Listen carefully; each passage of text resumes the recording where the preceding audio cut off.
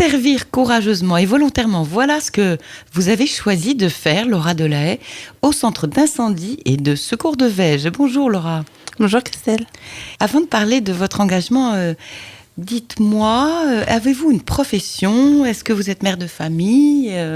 Alors oui, je suis maman de 2 petites filles de bientôt 5 ans et 2 ans. Et je suis conceptrice cuisine à Darty Saint-Berthevin. À plein temps? Oui. Ouh là là. Et vous arrivez à gérer tout ça? Oui, c'est une organisation, mais ça se fait. C'est les super femmes de maintenant, bien organisées et qui arrivent à tout équilibrer.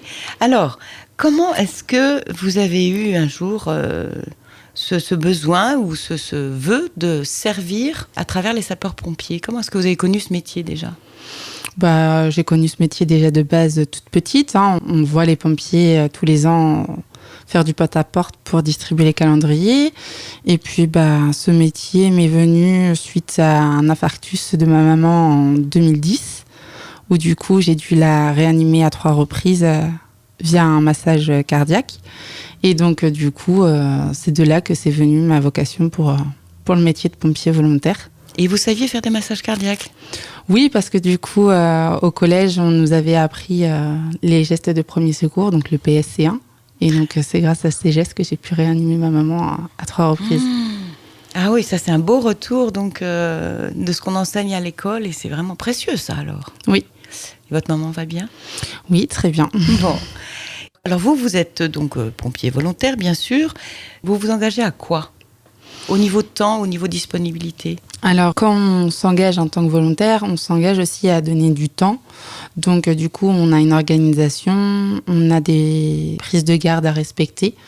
On va avoir, pour la caserne de Vesges, 1 semaine de garde toutes les 4 semaines. Pour Vesges, on doit se tenir disponible de 19h à 7h le matin.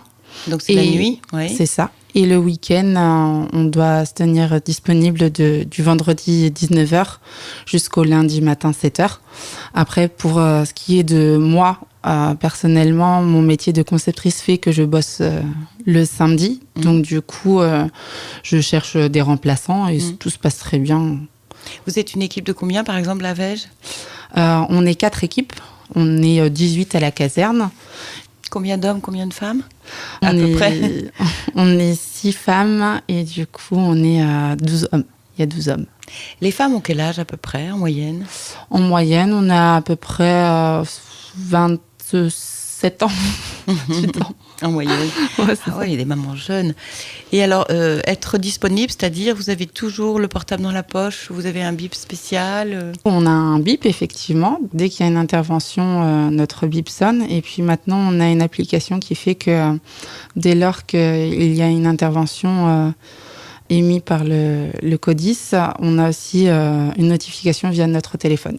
En fait, le CODIS, c'est là ça regroupe au fait les centres d'appel. Donc quand il y a une urgence, c'est eux qui traitent les appels et après qui eux dispatch. C'est ça. Ah oui, d'accord. Et alors vos interventions, en général, c'est quoi? On fait du secours à victimes en priorité. Donc c'est le plus grand nombre d'interventions.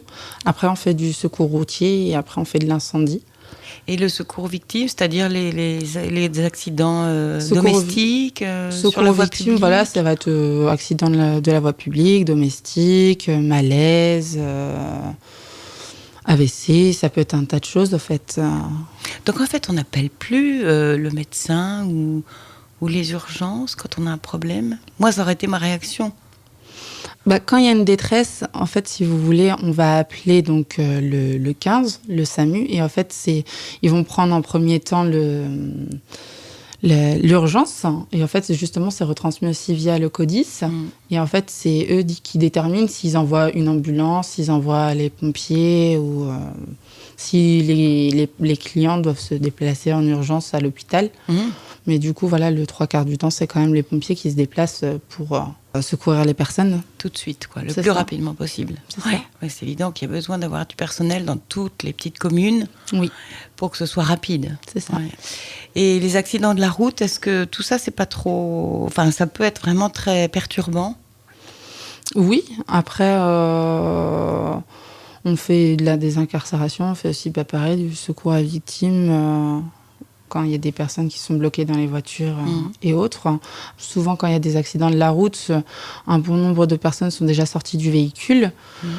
Ça vous traumatise pas plus que ça?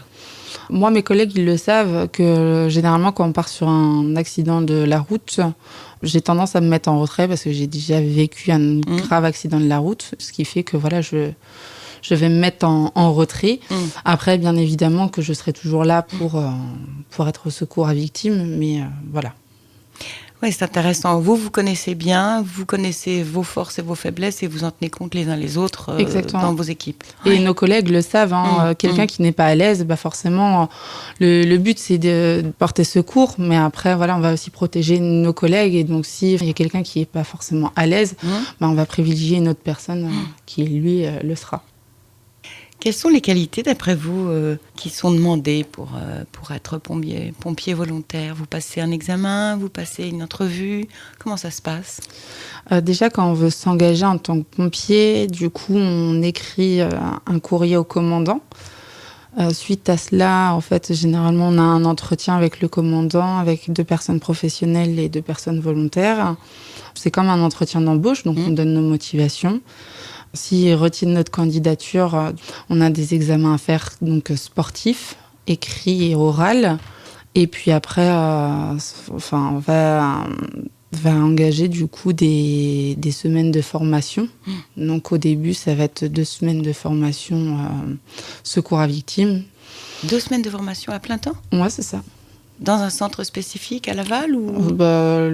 C'est au SDIS, donc du coup au centre de secours d'intervention, où là on fait du coup les formations pour apprendre effectivement le métier de pompier volontaire. Et puis après, au fur et à mesure, on a d'autres formations qui sont faites plus tard. Et là, ça fait combien de temps que vous êtes volontaire, pompier volontaire? Moi, je me suis engagée en 2014 et du coup, j'ai commencé mes formations début 2015. Donc, ça fait presque 7 ans. Ah oui. Et qu'est-ce que vous trouvez de plus... C'est souvent les questions que je pose quand je reçois une femme qui témoigne. Qu'est-ce que vous trouvez de plus difficile, de plus lourd ou de plus... Le plus lourd, je dirais peut-être de brancardier une personne de corpulence, de forte corpulence. Après, ce qui va être aussi difficile, c'est quand on fait de l'incendie, par exemple, où du coup, on va avoir le port d'aérie, donc un appareil respiratoire. Déjà qu'avec nos équipements, ils sont assez lourds, donc je dirais que ce serait ça, en fait, ce qui est compliqué. Qui oui, voilà, est plus physique, mais après, sinon... Et vous n'avez pas peur? Non, j'ai pas peur. La seule chose que j'aurais peur, c'est oui, en incendie, où voilà, mais on a tellement l'adrénaline qui nous monte que du coup, la peur, voilà, on la met de côté. En fait, on a l'adrénaline, on se dit, on va éteindre un feu ou on va aider une personne, donc du coup, on pense pas au danger, même s'il y a une partie de nous, une petite pensée qui fait attention, on fait pas n'importe quoi aussi en tant que pompier, mais vous êtes dans le feu de l'action, c'est le cas de le dire. C'est ça. Dans le feu de l'action. Et qu'est-ce qui vous donne le plus de joie dans cet engagement-là? La joie, c'est de me dire qu'à chaque intervention, on a quand même sauvé une vie. Enfin, un bon 3/4 du temps, voilà, on sauve des vies. Et donc, du coup, c'est ça, c'est de se dire que voilà, grâce à nous, on a pris en charge quelqu'un qui était en détresse. C'est satisfaisant. C'est ça. Et alors, il paraît qu'on a besoin de nouvelles recrues à Vège.